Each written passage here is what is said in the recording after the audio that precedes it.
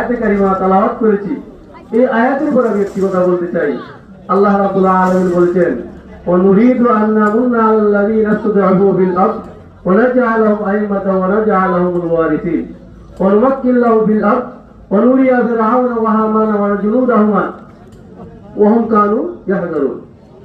এই আয়াতের কারিমার অর্থ হলো, আল্লাহ রাব্বুল আলামিন বলতেছেন, আমার ইচ্ছা হয়, আমার ইচ্ছা হয়েছে আমি যাদেরকে যে দেশে অত্যাচার নির্যাতন করে দুর্বল বানিয়ে রেখেছে আমি তাদেরকে নেতৃত্ব দিতে চাই, জমিনের অধিকারী বানাইতে চাই, আমি তাদেরকে জমিনের প্রতিনিধি বানাইতে চাই এবং আমি ফেরাউন হামান এদেরকে দেখিয়ে দিতে চাই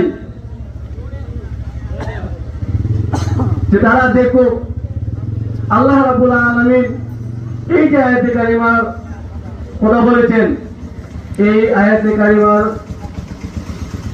উদ্দেশ্য করে আমি যে কথা বলতে চাচ্ছি, বাংলাদেশ জামাত ইসলামী বিশেষ করে এই যে ব্রিটিশ সরকার বাংলাদেশের উলামায়ে কেরামদের প্রতি যে নির্যাতন করেছে তা আমরা সকলেই দেখেছি।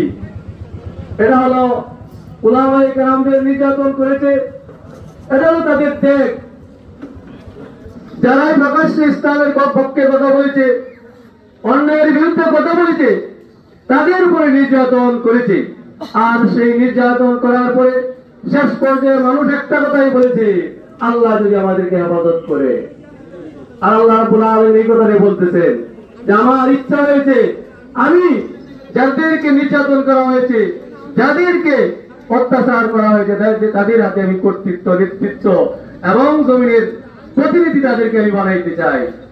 আর আল্লাহ রাব্বুল আলামিনের এই আয়াতের বাস্তবতা আমরা এখনই দেখতে পাচ্ছি, সারা দেশ জুড়ে পাঠাইতে চাই।